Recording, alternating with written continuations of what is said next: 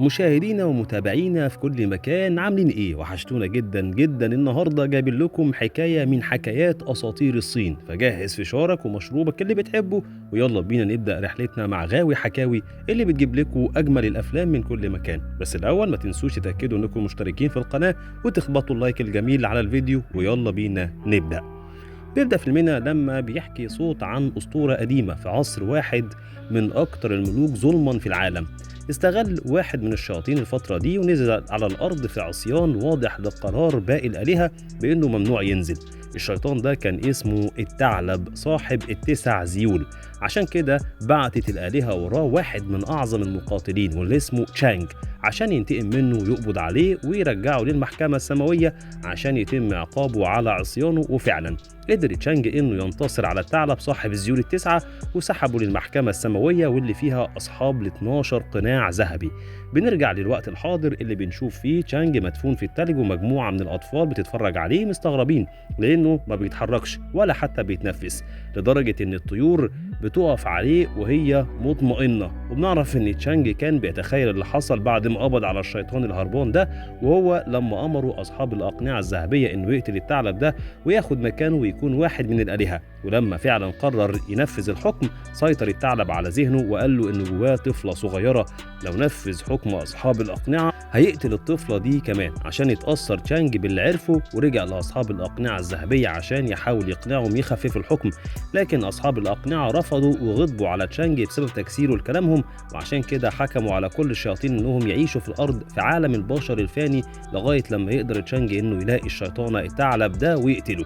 وبيعيش بعدها تشانج منبوس في عالم البشر مكروه من كل الشياطين اللي شايفين انه السبب في اللعنة اللي حصلت لهم، وبيقضي عمره يدور على الثعلب ده عشان يقتله ويقدر يشيل اللعنة اللي حلت عليه.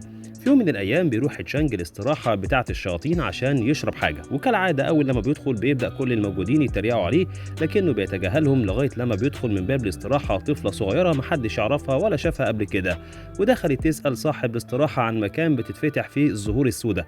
ولما سمع تشانج الكلمة دي عرف إن دي الشيطان اللي هو بيدور عليه السنين اللي فاتت دي كلها، والشيطانة دي هي الثعلب لكن من غير التسع زيول بتوعه فبيركز معاها. بنرجع تاني لصاحب الاستراحة اللي قال البنت دي إنها كده بتدور على جبل يون، هو المكان اللي بتتفتح فيه الزهور السوداء ومحدش يعرف طريقه إلا هو لأنه معاه خريطة توصله للمكان ده، وبياخدها معاه للمخزن بتاعه واللي مخبي فيه الخريطة دي. وأول لما شافتها البنت دي راح صاحبها من قدامها بسرعة صاحب الاستراحة وسرق الشنطة بتاعتها لأنه عايز مقابل الخدمة دي، لكن البنت قدرت برشاقة مفاجأة إنها تخطف الخريطة تبدأ تهرب من المخزن والاستراحة دول.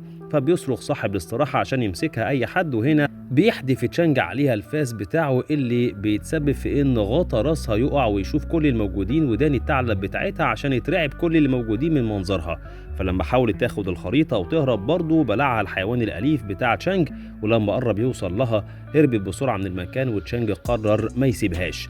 بدأ تشانج طارد البنت اللي بنعرف ان اسمها تشو بره حدود المدينة اللي هم فيها، وده طبعا ممنوع عليه. حاول صديقه بوبو انه يرجعه عن اللي بيعمله لكن بيتقبض عليه وبيرجع للمدينة تاني. قدر تشانج انه يوصل للبنت تشو ووقفها وبدأ يسألها اسئلة كتير قوي، بس البنت ما كانتش تعرف اجابة ولا واحد من دول، وبتقدر تهرب تاني من تشانج. لكن المرة دي ظهر الثعلب صاحب التسع زيول فجأة وهاجم البنت دي عشان يستغرب تشانج من اللي شايفه وقرر يساعدها وهاجم التسع زيول اللي هربت من قدامه فجأة. ساعتها بتعترف تشو لتشانج انها في رحلتها دي عايزة تروح عشان تقابل ابوها الحقيقي، وهنا غير تشانج رأيه وقرر يساعدها في رحلتها لجبل يون. في الوقت ده بنكتشف ان بوبو قدر يهرب هو كمان من القرية اللي كان محبوس فيها، وبدأ يتتبع صديقه تشانج اللي اكتشف دمه على الارض فعرف انه مصاب وده خلاه يخاف عليه اكتر. وصل تشانج وتشو لصحراء كبيرة وقاحلة، قال تشانج ان دي اخر مكان الحرب وحصل في المكان ده دمار كبير جدا. ما اهتمش شو بالكلام ده وكملوا في طريقهم لغاية لما قابلوا عربية مقلوبة جواها راجل شاحب وتقريبا بيحتضر طالب مساعدتهم. حاول تشانج انه يقدم له ايد المساعدة لكن تشو وقفت له وقالت له ان ده فخ والشخص ده عبارة عن صياد ثعالب، وهنا فعلا بتكتشف شخصية الراجل الحقيقية وحاول يهاجم تشو اللي هربت في اخر لحظة واخدت الخريطة معاها. اما الراجل العجوز ده قبل ما يموت بين ايدين تشانج بيقول له ان البنت اللي ماشية معاها واسمها تشو دي مرتبطة بيه، وده طبعا كلام مش مفهوم بالنسبة لتشانج لكنه بيكمل في طريقه. وصلت تشو لمكان مكان غريب في الصحراء دي عشان فجأة تلاقي قدامها وحش عملاق بيحاول يقضي عليها. وصل وراها تشانج وبدأ يهاجم الوحش هو وحيوانه الأليف، لكن مفيش فايدة، واضح إن الوحش ده أقوى منهم. عشان بالصدفة بتقع قلادة كانت في رقبة تشو، فبيتفاجئ تشانج إن الوحش بطل يهاجمهم وبدأ يتتبع صوت القلادة دي. فجات له فكرة ورمى القلادة في الوادي العميق، والوحش بدأ يتتبعها وبعد عنهم فعلا.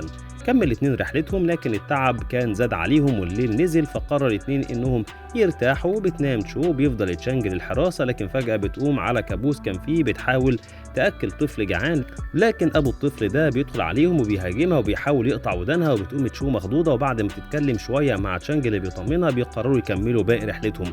وصل الاتنين بعد كده للمكان اللي بيزرع فيه الزهور السوداء، وبتعرف تشو ان ده المكان اللي فيه ابوها، لكن بيوصل المكان بوبو اللي قدر يهرب تاني من القرية، وبيمسك تشانج ويعرفه ان قوته بتقل وهو بينزف، وده بسبب بعده عن القرية واللي لازم يرجع لها فورا. لكن تشانج بيرفض انه يرجع الا لما يكمل طريقه مع تشو للاخر. حاول بوبو يهاجم تشو، لكن تشانج اللي وقف له وهربت تشو بسرعة، لكن وهي في طريقها قطعت حبل احمر غريب على الارض، وبتكمل تشو في طريقها لكن بيتم القبض عليها. بتفوق تشو عشان تقابل واحد من الأشرار تاني في كهف جوه جبل يون، وهناك قال لها إنها جواها طاقة وقوة كبيرة جدا هي مش حاسة بيها، ولازم الطاقة دي تكون من نصيبه، عشان كده بيربطها وبيبدأ يمتص الطاقة دي منها عشان يقتلها.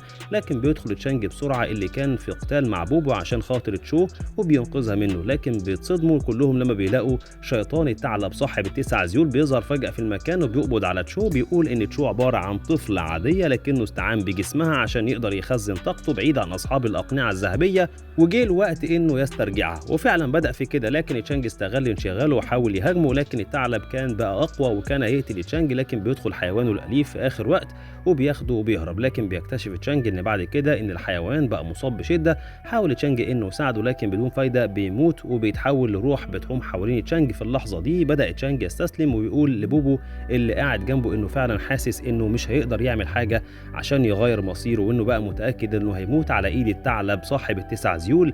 لكن بوبو المرة دي رفض استسلامه وبدأ يساعده عشان يفتحوا بوابة للسماء يقابل فيه المسؤول الأكبر عشان يتكلم معاه. لكن قوة تشانج ما كانتش مساعداه، لكن بمساعدة بوبو قدر يعمل السلم اللي يطلعه للمسؤول الأكبر. فجأة بيظهر أصحاب الأقنعة الذهبية قدام تشانج وبيضربوه بالبرقة عشان يرجع عن طريقه، لكن ولا محاولة من المحاولات دي نفعت، وقدر تشانج في النهاية إنه يقابل المسؤول الأكبر، وهنا بيطلب منه إنه يدله على الطريقة اللي تساعد شو على إنها ما تموتش بذنب مش ذنبها. وبعد سكوت طويل بيقول للمسؤول الأكبر على مكان في الأرض يقدر تشانج ياخد شو لغاية عنده ويدخلها من البوابة، وهناك هيبقى قدامها فرصة إنها تتولد من جديد.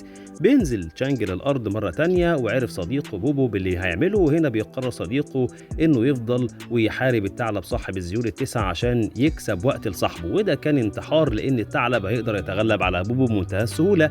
وفعلا بتدور المعركة بينهم، بيبدأ بوبو يعطل الثعلب على قد ما يقدر، وأول لما وصل تشانج للبوابة بيبقى فتحت شو عينيها وبقت مدركة للي بيعمله تشانج علشانها وبتشكره على كل اللي عمله. لكن فجأة بيوصل الثعلب المكان وبيبدأ يدمر البوابة عشان تتفتح منها بوابة تانية خالص لعالم الأرواح، وبيسترجع كل أرواح الثعالب اللي ماتت قبل كده عشان تزيد قوته مرة تانية. لكن تشانج قرر يضحي بنفسه ويقتل الأرواح الشريرة دي عشان لما يموت بعد كده يلاقي نفسه طالع لعالم السماء مرة تانية ويقابل أصحاب الأقنعة الذهبية، وهناك قرر يقضي على صلتهم بالأرض ودمر السلالم اللي رابطة الأرض بالعالم بتاعهم. وبعد مرور سنين كتيرة بنكتشف إن السلام عم في الأرض بعد التضحيات دي كلها، وبنشوف طفلة صغيرة بتلعب جنب راجل ضخم مغطي وشه، وبنعرف إن هو بوبو اللي اتكتب له النجاة وعاش عشان يربي تشو زي ما كان صاحبه تشانج بيتمنى. بكده نكون وصلنا لنهاية فيلمنا النهاردة. ما تنسوش قبل ما تخرجوا تشتركوا في القناة وتفعلوا زرار الجرس عشان يوصل لكم كل جديد بننزله، وكمان دوسوا على زرار اللايك اللي تحت قبل ما تخرجوا، ونشوفكم قريب قوي. باي باي.